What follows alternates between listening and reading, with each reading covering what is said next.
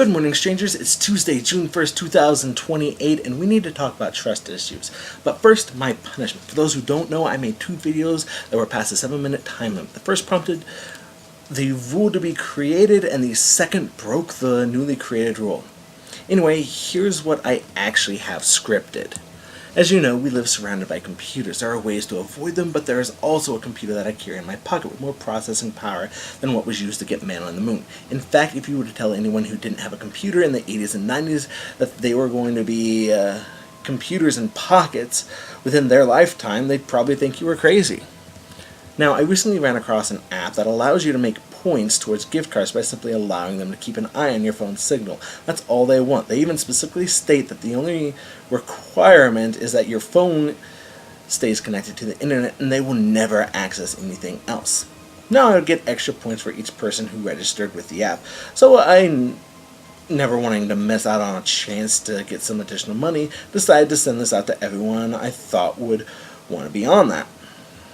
All but one person thought my account was hacked, due to how we've been programmed to think that everything is a scam, or just, yeah. I've talked about how I'm constantly looking for new ways to make money, yet only one person I reached out to believed me. That person was one of the few people who talks to me about more than just finances in adult life. We've joked and flirted like crazy with each other, though we've only talked to each other in person twice outside of the short time we worked together about 4 or 5 years ago. That got me thinking on a few things. Why do most people not trust what they see online when it comes to getting money, while they almost instantly believe things they want to be true politically? Like, I have a ton of angering biases against Donald Trump. I want him to be a good president, but he constantly does and says things that upset me. So much so that even when there are articles that are 100% false, I tend to think that he probably said it anyway. My father-in-law is the exact opposite. Him and many in my family will instantly believe things that are in favor of Trump or against those who speak out against Trump or Republican beliefs in general. It's not good that we do this, but when something legitimately when something legitimately good comes across, we tend to think that someone's account got hacked, or we refuse to give out anything about ourselves to get these things. Honestly, I know how much information government, Facebook, and Google have about me. They know me better than I know myself, and that's fine. If they want to sell my information to keep things free online, then go for it. Feel free to check out Crash Course Media Literacy, which goes into much more details on this, and links, as always, are in my pants. I've actually come across some amazing ads, and if those ads get me to spend money, then I think it's win-win. I'm not going to complain about it because I agree to have it this way. This is the structure I wanted, and trust me when I say that about 5% of the ads catch my attention. The other 9% are simply shaping how I think in such a subtle way that I really want to break my diet for Wendy's on a daily basis. And that brings me to part 2 of this video. I recently read a Tumblr post that was screen capped and put on Facebook while I was just starting to pull away from Facebook, which I'll talk about more in a later video if you want to know more about that. Anyway, the original post was talking about how this guy, at least I think it was a guy, was skinny despite living an extremely unhealthy lifestyle. The point of his post was to stop people from using health as an excuse to get onto people for being fat, because nobody complained about his body despite the fact that he had an unhealthy lifestyle. The thing is, his body wasn't an indicator of his being unhealthy. He stated at the start of his post that he was doing drugs. Even if he wasn't, he was still skinny. That could be due to a ton of different factors.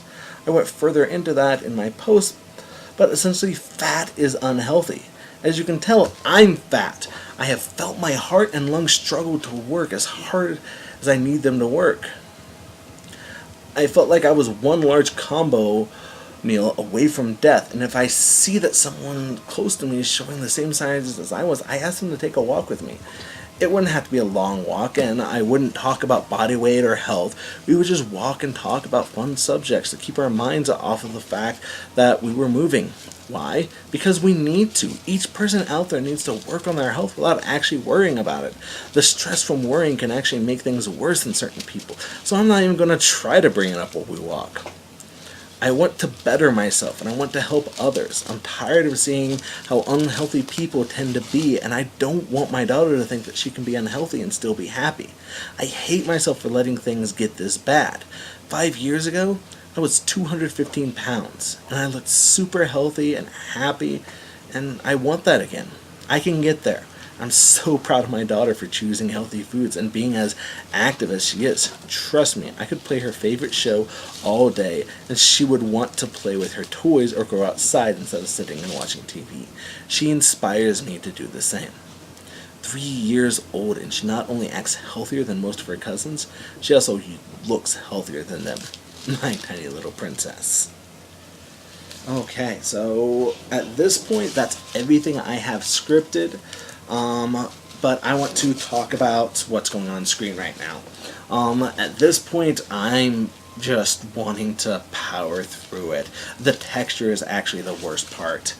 And yeah, I can't imagine ever doing that again. My wife has already said, no more Blenderized anything as far as punishments go.